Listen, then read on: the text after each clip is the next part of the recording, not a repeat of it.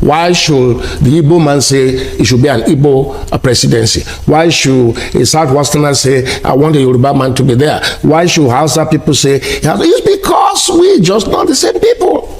We don't trust ourselves. Even the referendum is not in the constitution. Exactly. Exactly. I don't even know how the referendum could be conducted, assuming we are able to conduct a referendum. It's going back to the National Assembly that will kill it, because it doesn't favor them. Nobody hands over power gently, ordinarily, voluntarily. Do we need restructuring? I will say yes. Is restructuring our problem? I will say emphatically no.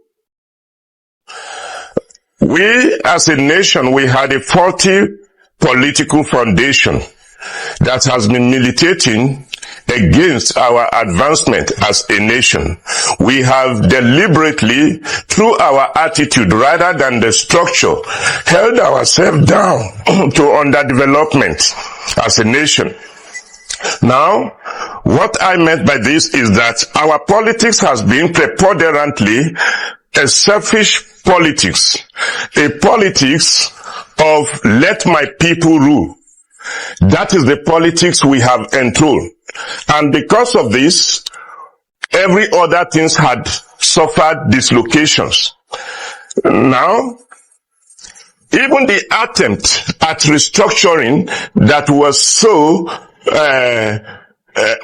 placed on us one or two times in the recent past during this our democratic experiment, the first one by President Olusegun Obasanjo and the last one by President Goodluck Ebele Jonathan, they cannot be said to be representative of the desire of Nigeria to lay a new foundation that will be based on love, constructive engagement, diminished selfishness, and the necessity to give our people a better life. Rather, they were political conscriptions that were intended for selfish reasons.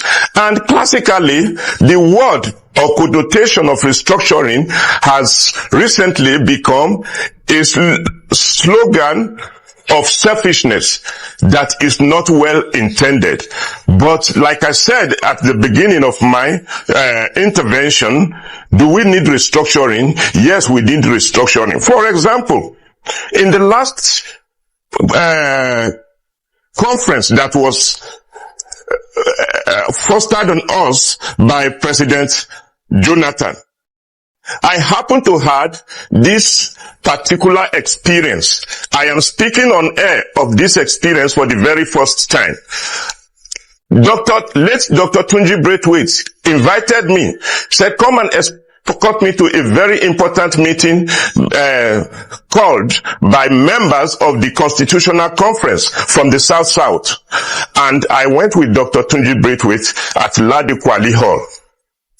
During that meeting, I was open. Can I interrupt you? To listen to what Nigerian, yes, please let me paint this picture because it will help you.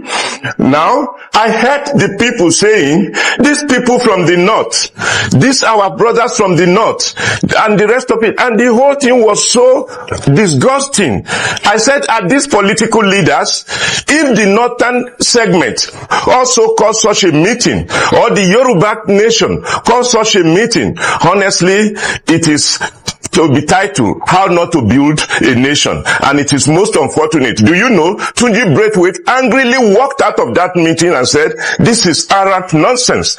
And I felt relief when I saw people like Tunji Braithwaite called it an arrant nonsense. So with such spirit, our restructuring will continue to roll and hit the rock, except we cultivate the right mental attitude towards the constructive engagement for restructuring. I will say we should probably re-engineer ourselves, recondition our mind to go into a new conference that will ensure that we set the nation, the larger picture of the nation in front of our eyes and not our political maneuvering to get a political, cheap political goals. Nigeria is a country that combines many different types of people. In Nigeria, There are Muslims, there are Christians, there are traditionalists, there are pagans, and there are atheists. Religions divide us, but humanity unites us. Let's come together as one nation. Let's forget our religious differences and come together and unite and face our problems. In Nigeria, we are facing the problems of insecurity. We're facing the problems of poverty, unemployment, poor education, health issues, and bad governance. All these problems, they affect every Nigerian. As far as you are Nigerian, you are affected with these problems. Therefore, if we do not form ourselves together, it will be difficult for us to achieve the success that we are always aspiring for. But if we unite ourselves, we will become very strong, to the extent that achieving success and better Nigeria will not be difficult for us. Because if we continue to divide, we will continue to be weak, to the extent that all these people that are leading us, they can be able to use us however they want. Because our unity is our strength, but our divisions is our weakness. So if we are divided, we will become weak. And if we are united, we will become strong. And if we unite together, we will become so strong to the extent that whatever problem we face together, we will succeed. There are different people forced together. And that's why you're talking about devolution of power. And I agree completely that the center has been too attractive, too powerful. An average Nigerian will ask you, sometimes you wonder, why are people clamoring that their own person should be in the presidency? Why don't we look for the best person that have the love and the interest of this country at heart? Why should the Igbo man say it should be an Igbo presidency? Why should a Southwesterner say, I want a Yoruba man to be there? Why should Hausa people say, it's because we just not the same people. We don't trust ourselves, and there's so much power at the center. I ask myself, if you put an Igbo person there, or a Yoruba person, or Hausa person there, is he going there for his own people? Is he going there to go and take the resources of this country and give to his own people? Is it not supposed to be the welfare of all? But the truth is, this presidential system, because I'm not just looking at restructuring the entity called Nigeria, even the political system has to be restructured, because that has been hijacked. So the people have When you say no hijacked, voice. how do you mean? You need to break it down. I'll break it down. We're talking about the best person, the person who has the wherewithal, the mental capacity, the patriotic zeal, the love of the country to rule. That can never emerge in the system in which we are. That there are political fathers, there are political warlords that will produce who you vote for. And you know, we are doing grassroots politics. It is a democratic system. Our constitution has not given room for independent candidates. So the party had to produce the candidate you vote for. Who is the owner of the party? The parties are owned by fathers who put their cronies there. As I was driving down here this afternoon, I saw posters of councillors, a councillorship candidate in Lagos, and somebody was saying to me, these ones that are campaigning, who put them there? Who nominated them? Who brought them? So the party. Who owns the party? 90% of the people you have in our National Assembly and state assemblies are cronies.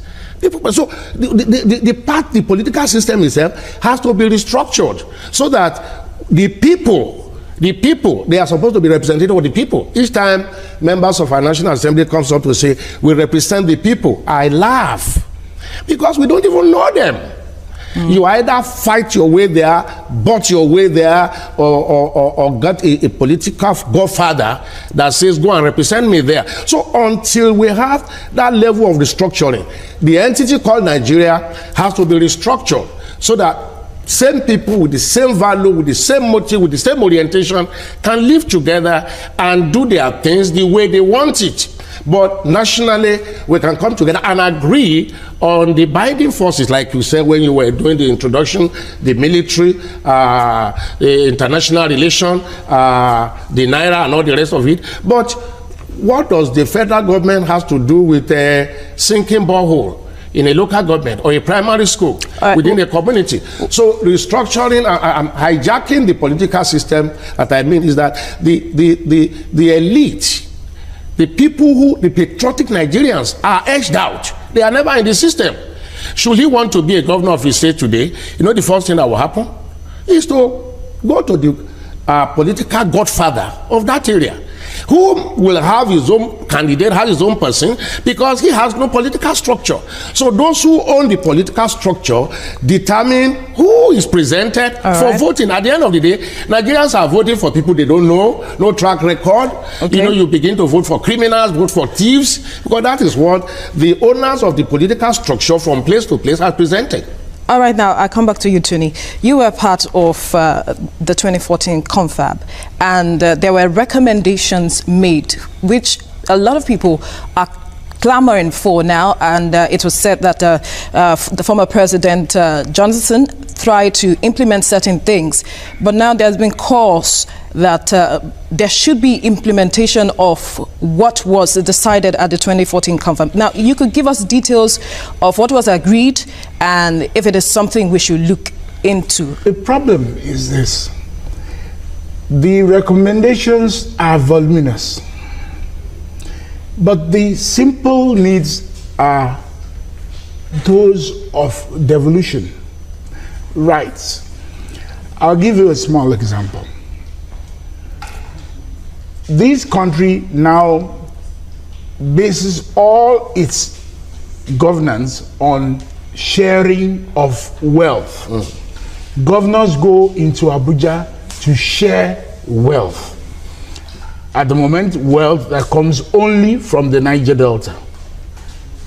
Whereas every area of this country has more than enough resources to develop and grow its own self. In fact, even the Niger Delta has not grown as well as could have, because the governors and the systems of governance there have been lazy and not inclined or motivated to add value to their resources. And of all these resources, the most important resource we've neglected is the human resource. Now, if we were to return, say, to the 1963 Constitution that stipulated that every federating unit, then we had regions. Now, for example, we have states. Every federating unit is to produce, attract revenue, pay a tax to the center, and develop according to its own choice. Hello, my people, now welcome back. I think now don't listen and hear what people talk concerning restructuring our division. In know say okay, this country obviously we take on Nigeria. See, this country we are not one. Normally we are not one. So our people now they don't divide us. Our leaders don't divide us. So this our we be say okay, we dey like give ourselves say we be one, we be two, we be three. See them that one and why now we dey wine ourselves. People will be say they talk from inside this video now. People will be say they intelligent and people will be say okay, they know how this country called Nigeria they go now. Them talk so for inside this video. The man will be saying first talk from inside this video talk and say since Igbo, Yoruba and Hausa say okay they don't want to unite together to make this country one again, make Nigeria cook divide because of the way things they go for inside this country, because of the way Igbo, Hausa and Yoruba when they do their thing. You know say okay ever since obviously they is for inside this country now tribalism sentiment and many other things by this country called Nigeria. Yoruba no one vote for Igbo, Igbo no one vote for Hausa, Hausa no one vote for this one no one vote for that one. So now that thing now be the thing we see hold this country down ever since obviously we know this country as a country called Nigeria. So now that restructuring or division and go help this country called Nigeria. So you obviously the years now if you get into obviously you want to concern this matter obviously they go on make it drop and go inside comment section. Not saying that today be your first time, make it like our video, make it share, make it subscribe. Thank you.